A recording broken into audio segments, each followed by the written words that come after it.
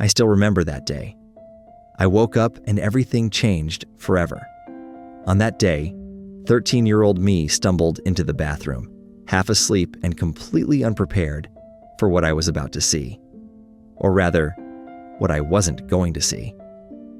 I shuffled to the mirror to brush my teeth, but when I looked up, expecting to see my messy hair and sleepy eyes staring back at me, there was nothing.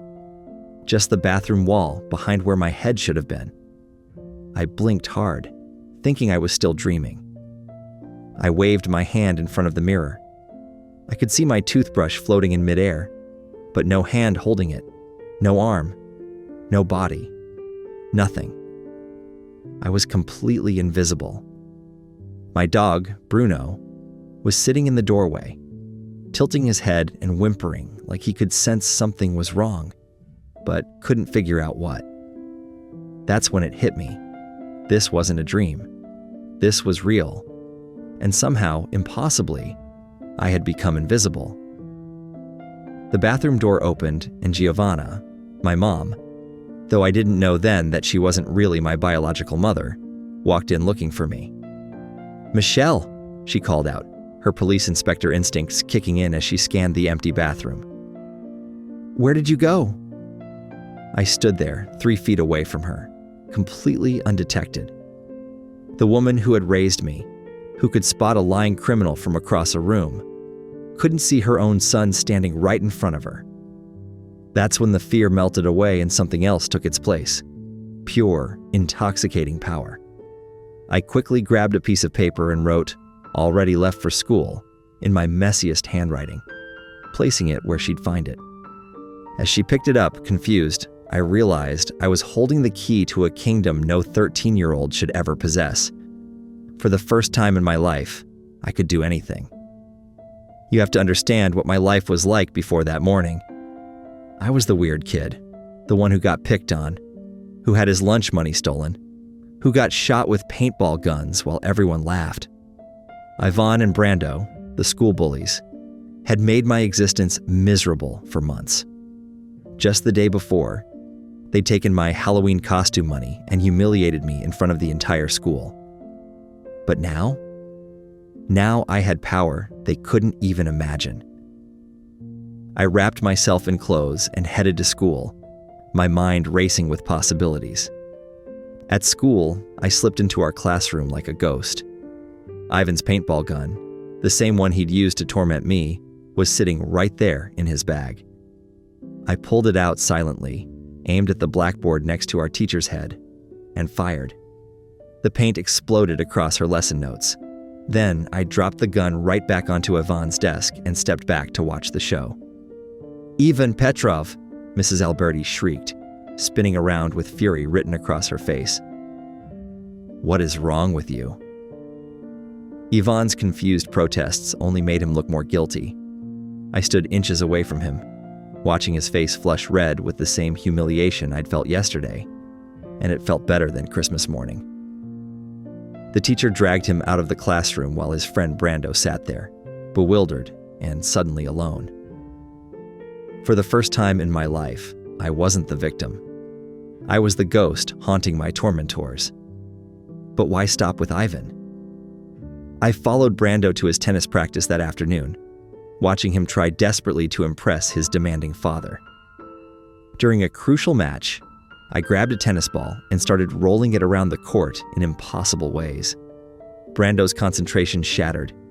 He missed shot after shot, his confidence crumbling with each error. When he lost the match, his father's disappointment was brutal to witness. "You're wasting my time and money," his dad snapped. "If you're not going to take this seriously, we're done." I watched Brando's face crumple, saw the same helpless frustration I knew so well, and felt a savage satisfaction. They'd made me feel worthless for so long, now it was their turn. The power was addictive. I could be anywhere, see anything, do whatever I wanted without consequences. I was untouchable, unstoppable, invisible. I was also becoming someone I didn't recognize. That's when I made the decision that still haunts me. I saw a group of girls from my class heading toward the changing rooms, and a terrible thought crept into my 13-year-old mind. I could follow them. I could see anything I wanted. Who would stop me? Who would even know? The thrill of forbidden access, of being able to go anywhere and see anything, clouded my judgment completely. I wasn't thinking about right or wrong anymore. I was drunk on power, on the ability to take what had always been denied to me. So I followed them. But the universe has a way of humbling us when we need it most. One of the girls threw a towel toward a bench, and it landed directly on me, outlining my invisible form. My powers chose that exact moment to wear off, and suddenly I wasn't a ghost anymore. I was just a creepy kid standing where he had no right to be. The screaming started immediately. Within an hour, I was sitting in the principal's office, waiting for Giovanna to pick me up. The shame was overwhelming, not because I'd been caught, but because I'd become exactly the kind of person I'd always despised. In the car ride home, Giovanna's disappointment was suffocating. "I don't understand this, Michele," she said quietly. "What's happening to you?" I wanted to tell her everything about the bullying, about the invisibility, about how powerless I'd felt for so long, that having any control had made me lose my mind. But how do you explain the impossible? How do you justify becoming a monster? I stayed silent, and somehow her quiet hurt was worse than any shouting could have been. The next morning, my powers activated again, triggered by stress as another classmate, Brando, went missing. I rushed home to hide, but my little sister Candela was in my room. She's too smart and too persistent for her own good. When I thought she'd left, she was actually still there, watching as I removed my clothes and revealed my invisible body. Her scream could have shattered windows, but after the shock wore off, something beautiful happened. Instead of being terrified, Candela was amazed. "You're like a superhero," she gasped, her eyes wide with wonder. "You're the invisible boy. You can save people." Her innocent excitement made me realize something I'd been too self-absorbed to see. I'd been given an incredible gift, and I'd wasted it on petty revenge and selfish desires. "There's no one to save," I told her, still wallowing in my guilt. How wrong I was about that. That evening, still reeling from overhearing that I was adopted, I went to the beach to think. I was sitting on the old swing set, invisible and alone with my thoughts when Stella appeared. She was the girl I'd had a crush on, the one whose Halloween party I'd embarrassed myself at. She couldn't see me, but somehow she knew someone was there. "Are you a ghost?" she asked the empty air. "Or maybe an angel?" Instead of running away, I drew a smiley face in the sand with my finger. She smiled at the mysterious mark and asked if that's what I looked like.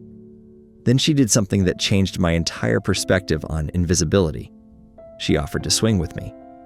She shared her candy with someone she couldn't see. She asked to be friends with a voice in the air.